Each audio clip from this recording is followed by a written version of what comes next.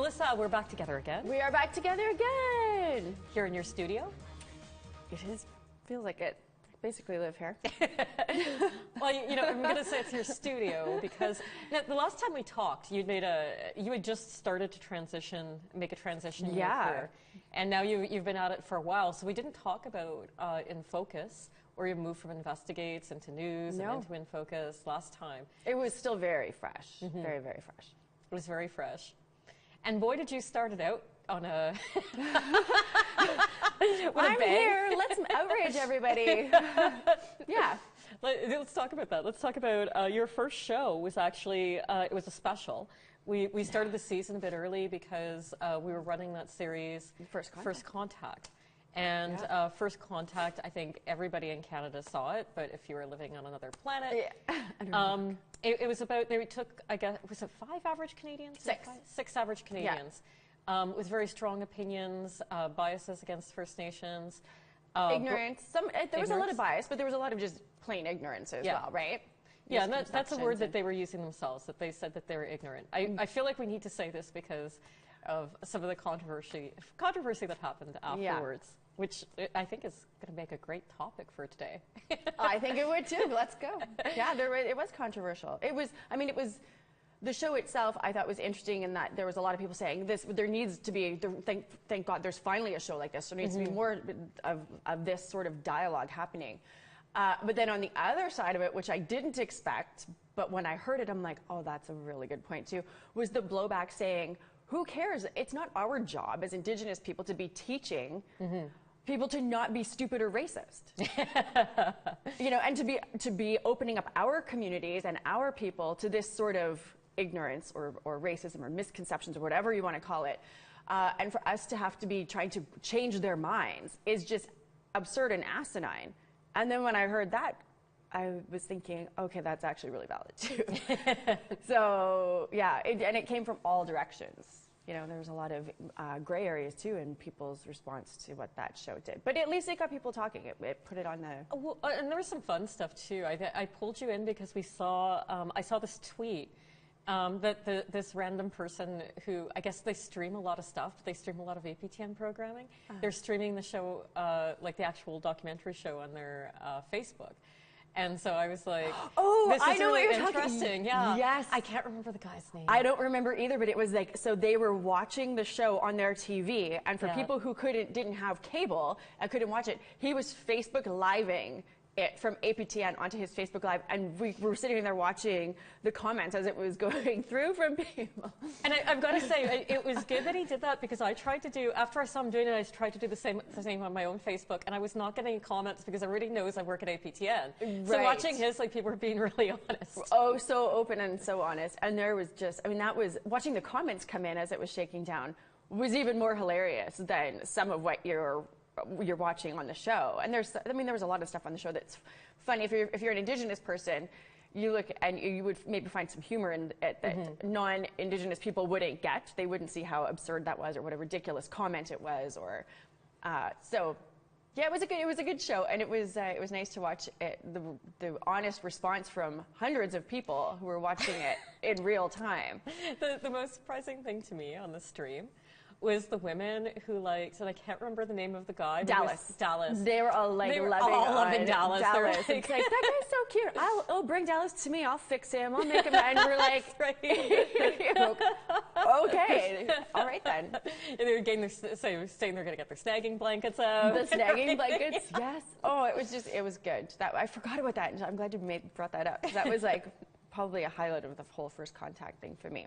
Oh, and of course, then sitting down with the participants afterwards for our very first InFocus. So what was that like? Oh, well, I had no idea what I was doing, because it's like, oh, you're going to interview these people who were on First Contact, and I was thinking, great, okay, I know what I would want to ask them, and but I had no idea about how InFocus necessarily works. What's the format of it? I'd watched it, but I didn't know how to do any of that. Like, Cheryl's the expert on that.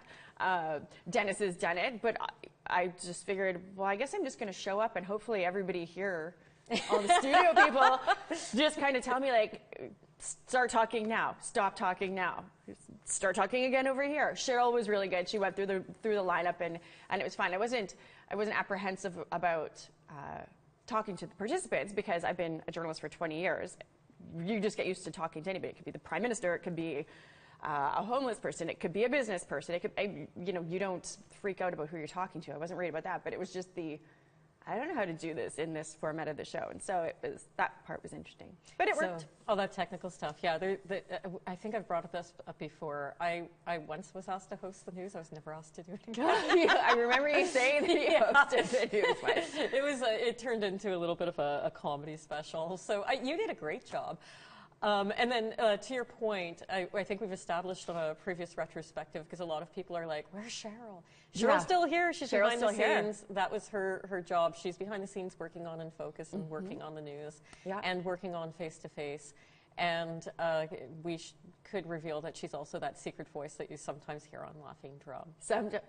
Nobody would ever put that together.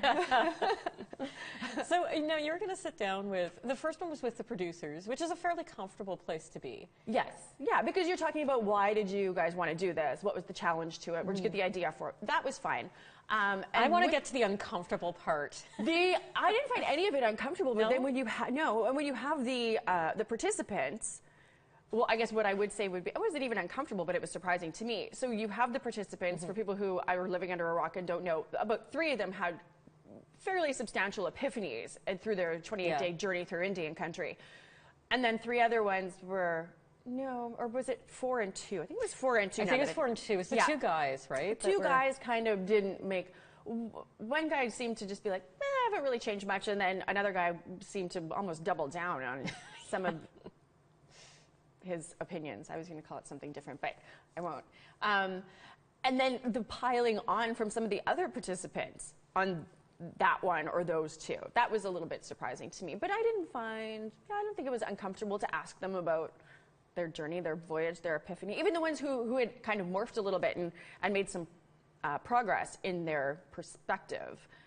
You find these clips and say, hey, remember when you said this on the show, and you show them, and they didn't seem overly uncomfortable about it. They kind of looked and went, yeah, I know, that's embarrassing. And or one of them even said, you asked, is there anything that you guys are embarrassed about? And she said, no, there's nothing that I'm embarrassed about. She didn't like the way they had edited.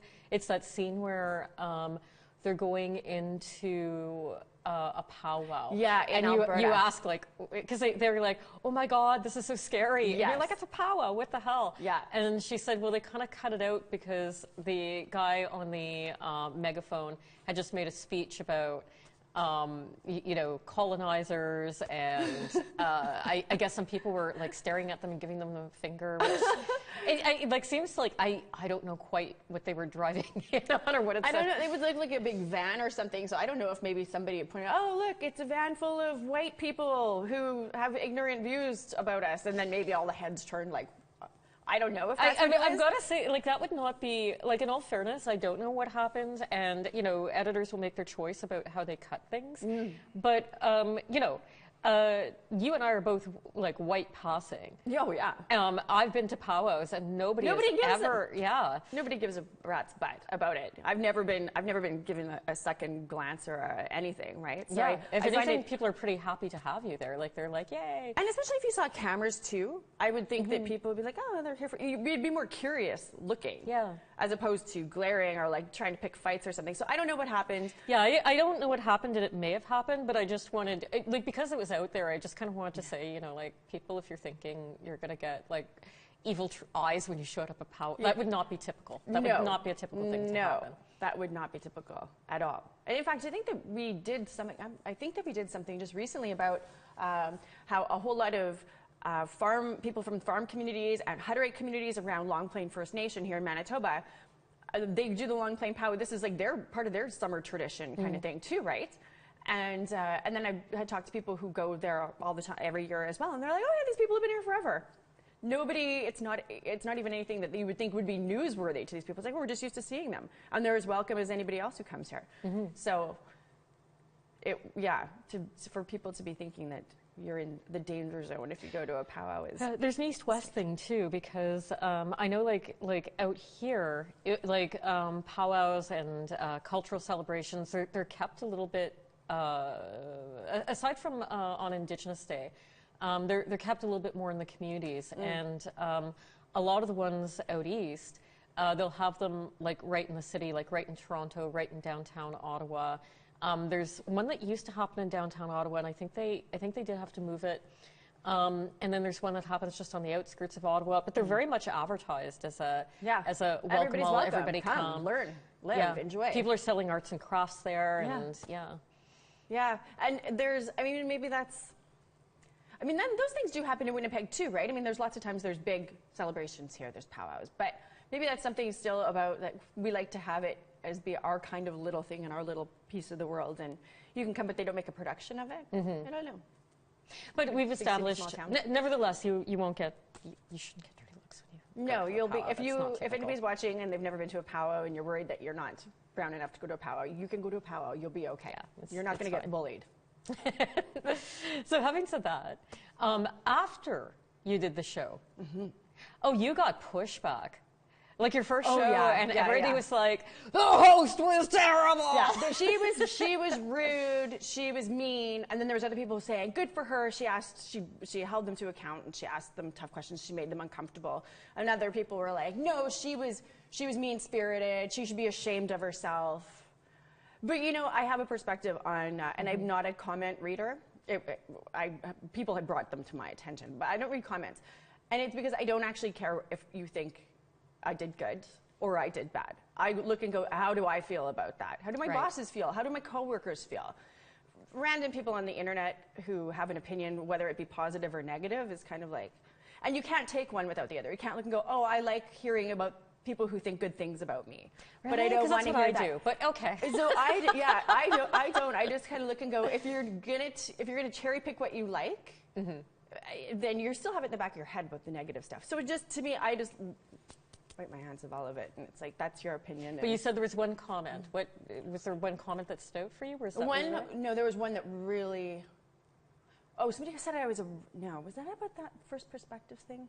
No, it was about a different. It was a different InFocus thing about Eastern Métis. I was just going to say, was it the Métis? Because I wanted like, to talk to you about the Métis. So maybe we'll just go on to Let's go on to the Métis. Did you know you were going to get this beaten up when you came here? No. Oh, I mean, I'm used to it. You can beat as much as you want. But yeah, so the Eastern Métis story or series or show that we did. What is Eastern Métis, or who are do the Métis go that as far east as the East Coast in Quebec? And there were people there who say, of course it does. Métis is anything that's mixed. And then you've got Métis people in here. I'm Red River Métis in the homeland. To me, this is where the Métis begin, and we followed a very specific path. So it was foreign to me to hear that there's these people saying that they're Métis. And I thought, well, this is something worth looking into, definitely, because it's contrary to what I've grown up learning. And so we kind of looked at it, and had no idea the amount of blowback that would come from that. It seems to really, I will say this has always been a story. I think we did our first Who is Métis story the first year that news was on the air. And there was always this controversy of whether even in Ontario there were Métis, and eventually the Métis National Council kind of accepted that. I think there's some questions about how they're looking at their membership now. Yeah. Part of that also comes with the fact that there's this feeling that you kind of have to pick. You can be status First Nations or you can be Métis. Yeah. But you kind of have to choose which one you go into. So that becomes very messy. There was another reemergence of interest in self-identifying Métis after the Powley decision. Yeah. And when was that? 2003-ish? 2005-ish? I have 2006 in my head, but I think that's wrong. I think it's earlier. Yeah, it's somewhere around there. Yeah. I think another thing that we've had conversations about just in and around the newsroom with within Métis communities ourselves is that I think that there is it's a name that it's a label, Métis, the Métis Nation. It's got some clout to it, right? And I think that anybody who has any Indigenous blood in them looks and goes, oh, I want to be part of that, because it sounds better to want to belong to something that's got right. some measure of respect than to say, oh, I'm Indigenous, but I don't really belong anywhere. I'm not. I don't live on the reserve. A community doesn't necessarily own me, or non-status Indian is such a... Harry Daniels used to say that. People don't like to be defined by what they're not. Right. You're a not status. And that's Indian, exactly it, right? So then you get these people who say, well, I've got an Indigenous ancestor or some line of Indigenous ancestry, and so I'm Métis. And they just grab at this word because it sounds good. And so maybe what part of the conversation should be is that there should be big M Métis and small M Métis, which is how we, you could be liberal, small L, which means something totally different than being a liberal, big L, right? And so maybe that's something that needs to be thrown out there to be discussed. Like, oh, but then these same people might say, well, I don't want to be small M Métis. I feel like I'm big M Métis. And then... Well, and it relates a lot to, I think, to rights and what rights are able to access. And, I was referring to the Powley case. There were rights in the Constitution at the time of Powley, and they said, well, we need to be able to access our rights. And the government of Ontario was saying, well, of course Métis have rights, but there's no Métis in Ontario. Yeah, right. So that's not you. Yeah. And so they had to go and they had to prove, and they came up with that definition that you had to be mixed blood, come from a recognized Métis community that existed before Confederation, that continued to exist and still exists today. But you've got, as you say, these other people that have a mixed heritage and feel like they want to be part of something, are wondering if they do have rights. Yeah. I think for many years, kind of the position I was hearing out of the Métis community is those folks may well have rights. They're just not Métis. They may be Indigenous, they may have rights, but they're not our people. Yeah. And so, but now they've claimed the word. Yeah. And logically, there actually may be, I mean, you would have to go through and trace the history, and I know you tried to do that on the show. There's going to have to be, to get a definitive answer on this, you have to have, I think, a lot of historic research, because it certainly took a lot for Powley. Yeah. But there was a fur trade that came down there. Yeah. It could be. It could be that they might be able to make a case for that definition, but it'll have to be made in court. And that's, I think, where it needs to go. You can't just look and say, oh, we're going to hitch our star to this wagon, or our wagon to this star because it's already been done here. No, you have to go through your own fight, too. You can't just jump on ours, which we've already fought for. You might have rights, but you got to go and slog it alone too, like we did. Well, that was the case even with the Métis, because Steve Powley was from the Sioux. Yeah. And once he won that court case, Ontario said, okay, well, there's clearly a Métis community in the Sioux. I don't know about anywhere else. Yeah. And so they, the process was going to restart. So I mean, just legally, I think that's the way it's going to go. Yeah. Well, we'll wait and see. And I'm sure when we come and cover it again, I can't wait for the. Here, you've 500 comments or more of here's how you did it wrong. Well, I think it doesn't matter how you do it. You will. I think the really important thing is that we put it out there and we do talk about it. Like when you get that kind of reaction, you know that this is important to people. People want to have their say. So I say keep doing the shows. Totally. Yeah. And people, you can love it, you can hate it, you can take what you want from it. Maybe there was a nugget you enjoyed. Take what you like and leave the rest. Go. So let's move back to Investigates. InFocus actually used to be part of Investigates. That's so we've been talking about InFocus, but it sprung out from its home at Investigates to become its own show. But I want to talk about a show that you did, and it was an award-winning show. About garbage. About garbage. My garbage story. I like to say that. Oh, that garbage story? It won an award, the garbage story. But I know you are proud of it. You're being dismissive. Yeah. Hurting for work. It was a good story. I enjoyed doing it. It was Give one me the of setup. those. Oh, well, it's one of those just strange stories that you kind of look out your window and go, huh. And that's how it begins. And it was I would notice out my window at home that all the garbage collectors are really young Indigenous guys. So I'm like, well, that's kind of good if they make an effort to go and hire these young Indigenous guys. Yeah, looks proactive. It's proactive, and I thought this might be a nice good news story. So but then I'm watching. That's where you started. That's where I started. And guess where we end up? And we did not end up there. And so then I was watching. I'm like, I wonder if these guys get hurt, because you're watching them just grab these bins and blindly kind of throw them into the back of a garbage can or garbage truck. And I'm like, we should look into this. So then I start looking into, is there a concerted effort by this newly hired private garbage collection company. The city of Winnipeg had done it with in-house previously, and then they decided to privatize it. So you go and start looking around at the company. Is there a concerted effort to hire young Indigenous males to provide employment for these people and benefits? And what is, what's behind that? This sounds interesting.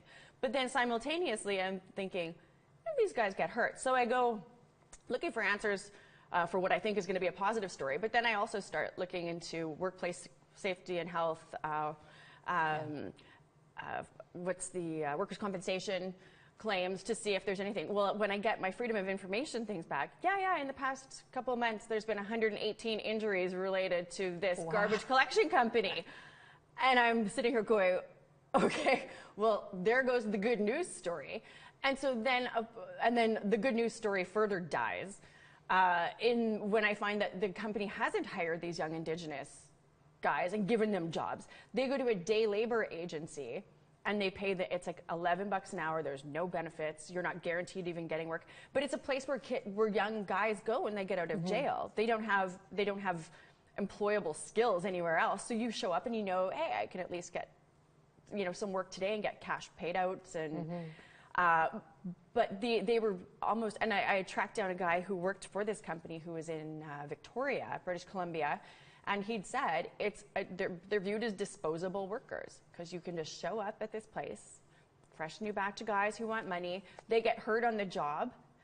Somebody can come and pick you up and take you to the hospital. We'll swing back and find a new one. It's a day contract, right? It reminds me a lot of Grapes of Wrath, like where they show up in the truck. There's like, who's going to pick grapes today? Yeah. I'm going to pick grapes today, and then they take you in the truck. And then they run over you with the truck, though, because one of the guys I talked to had been run over by a garbage truck. He had been run over by a garbage truck. And that was an awful thing too. In addition to being run over by a garbage truck and having your pelvis crushed and your foot broken, when workers' compensation starts investigating, or I can't remember if it was, because the police had showed up because it was considered a traffic accident. Well, then they run the guy, and he had outstanding warrants. So, sorry you got hurt on the job, but now you're back into jail to heal. That's how it shook down for him. So there was just what started to be like I wonder story, and then thinking maybe it might have been a good story.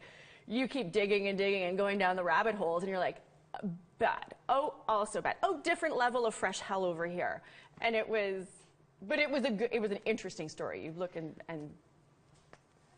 but it was not a positive story. But I want to ask you this because I don't know how you got quite a lot of people who were working to talk to you, and I don't know how you did that, because if it was me and I was one of the workers, I'd be afraid to talk to a journalist, go on television. I'm never going to work again. This is like the job I can barely get already. Yeah.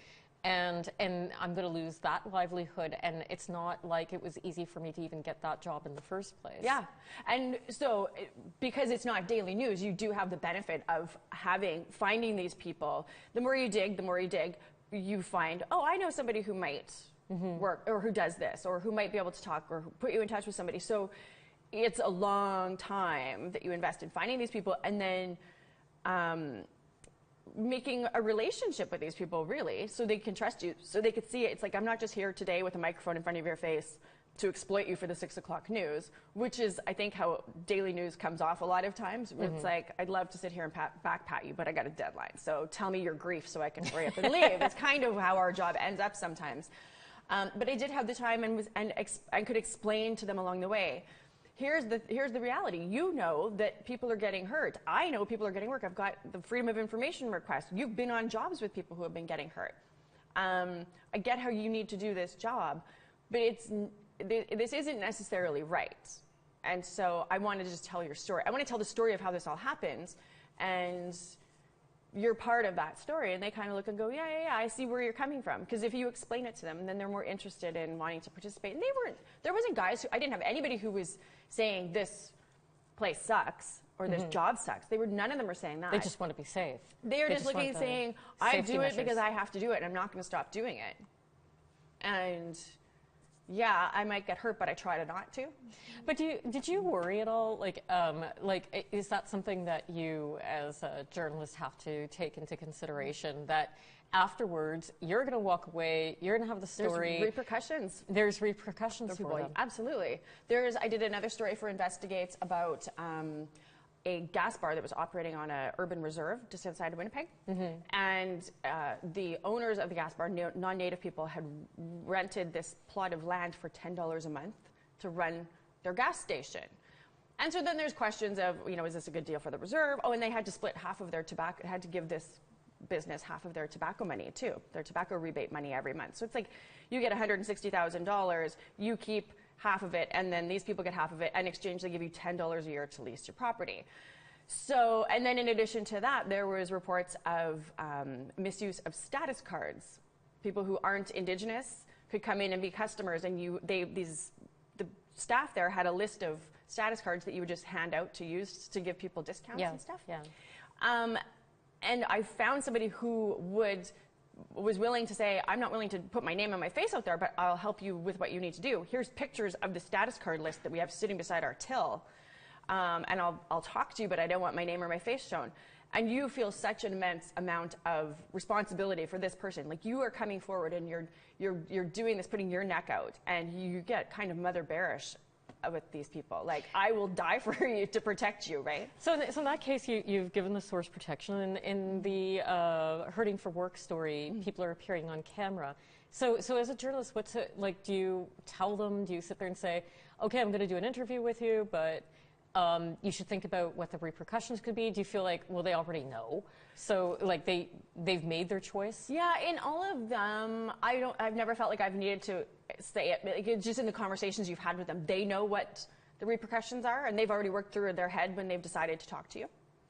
And if people want to be anonymous, I typically don't have a problem with that, because it's usually when they say I want to be anonymous because they have a valid reason. There's not very many times that somebody has said that, and then I've said, that's not a valid reason. And we do have a journalist policy that tells us, like, sort of gives some guidelines. You can't just, everybody just can't be anonymous because they want to be anonymous. There has to be a compelling reason about their safety or, So, no, maybe I've just been lucky, but lots of the people who agree to talk, they look and go, I see that there might be some repercussions on it, but I think it's I see what you're doing and why you're doing it, and that's an important story. So it's enough that they buy in and say, I'll be part of it. And I understand that there's some risks associated with it, but I'm okay with that. The guys, the day laborers who talked to me, they weren't even worried that they wouldn't get picked up anymore. Because they're like, no, they need us. Like, there's not enough of us to even do this job. I can sit here and say whatever I want. I'm still going to go and get picked up tomorrow if I show up there.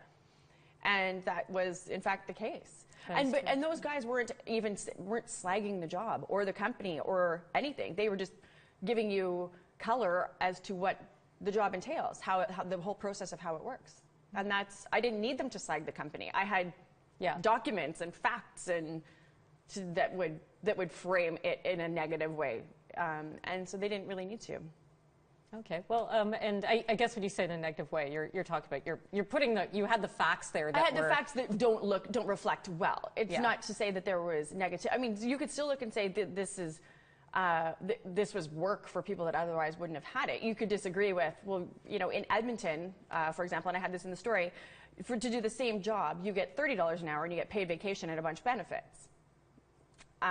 Here you are a day laborer with no benefits, no vacation, and for $11 an hour. I'm not going to say that's negative, but some people, when you have those two facts in front of you, you might look and go, well, that's bad, and this is better, right? Not my job to say it, but here's the evidence, and you decide what you want. And some people might consider that to be a negative reflection. And all that from looking out the window. All that from looking out the window at my garbage collectors.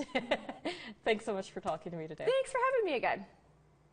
So we can come back here in 10 years and do another. So you've been doing InFocus for 10 years, and I'll be like, I'm not going to 85 years old. 10 years from now. That makeup won't do it for me anymore.